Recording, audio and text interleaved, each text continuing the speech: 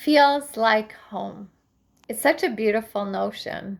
I mean, there's even that Chantal Kreviazuk song from years ago, from what could be called one of the most romantic movies of all time, The Notebook. And in that song, Chantal Kreviazuk is talking about how, home is like this relationship feels like home, and it's where I belong. It's where I feel safe and warm and cared for and loved. And I would like to think that that's what home should or would be for most people.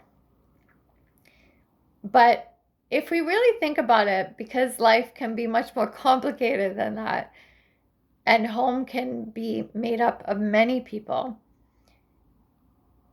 those notions of home can be part of what we might have experienced, but we might have experienced a whole bunch of other feelings about home as well. And some people didn't experience any of those warm, loving feelings of home.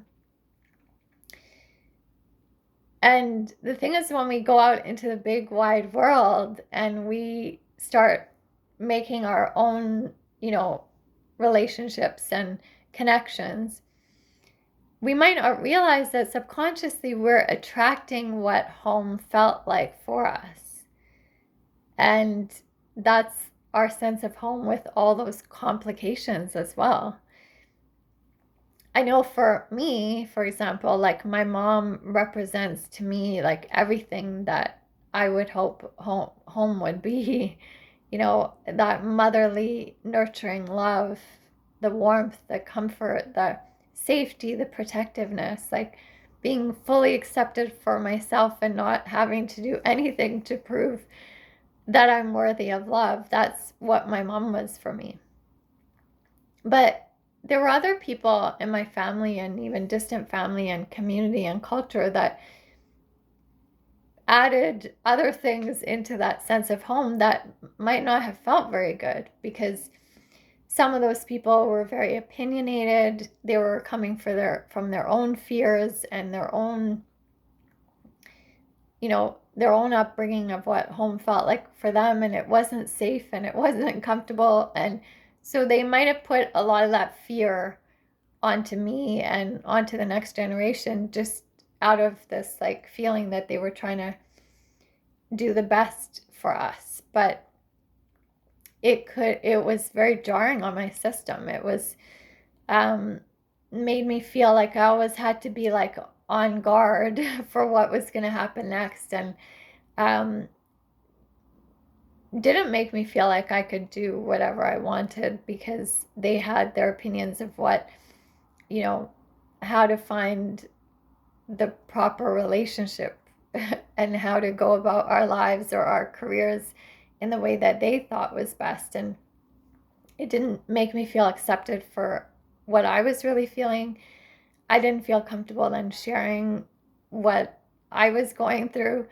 And there was actually even people in my family that, like one in particular, that she was having her own, mental, psychological issues, and she was quite abusive physically and verbally. And that was scary for my immune system, for my nervous system. And even just being able to say this right now, back then, I didn't feel like I was allowed to say it. I felt this like energy of even the people in my family that were very well meaning and wanting to be there for me, at the same time were kind of like, we can't talk about this. Like there was this underlying feeling of, it's better to pretend that everything's like we're such a great family.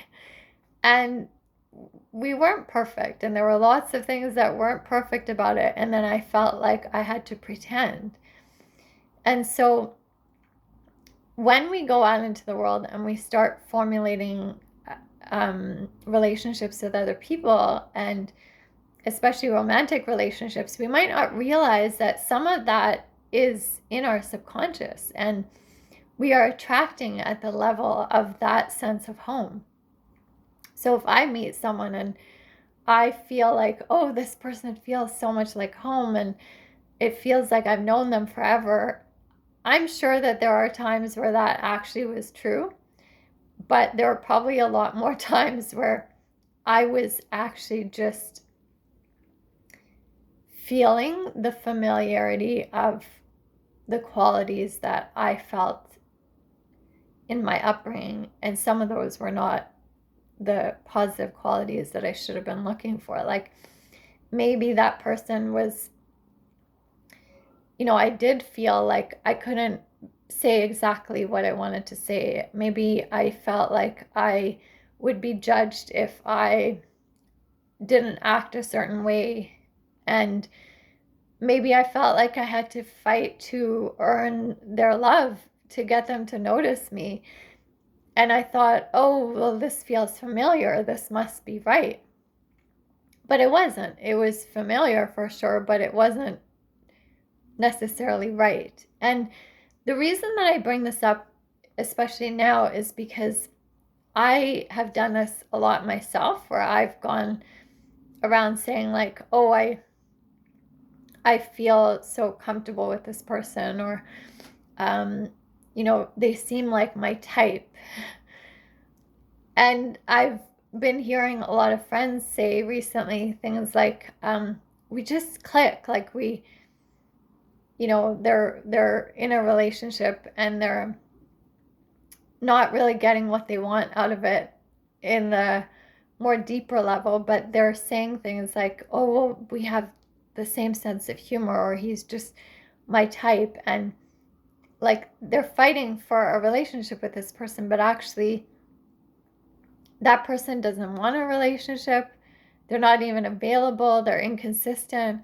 Like all the things that I would associate with what home should feel like, the safety, the comfort, the love, the acceptance, like some of those things we kind of dismiss because there are other things that we learned about home that we see in this person that are familiar to us, and we convince ourselves that this person is the right person for me because on an energetic level we feel those other things. So it's really important for us to take a step back and think about, what are the qualities that I learned from home? Not just the good ones, not just that. I don't even like saying good or bad, but I'm just using that to like make it easier. But it's more, what is the range? There's probably a range of feelings that you've had about home, and looking at them not just from the point of view of like, what did that one person or that one parent or that one sibling teach you about what home would be like, but how did everyone in that sense of home influence you, and where do you see that coming out in your life now? Because the thing is that I still will sometimes, like, even on online dating apps, like I find myself like swiping left or right, or like saying no or yes, um, sometimes very quickly. And sometimes it's the way that someone looks, and sometimes it's something that they've written, or what they're looking for doesn't align with what I'm looking for. But I make sure that I stop for a moment and rethink things, because what if my subconscious is saying no because that doesn't feel familiar to me? But actually, what isn't familiar to me might be better for me.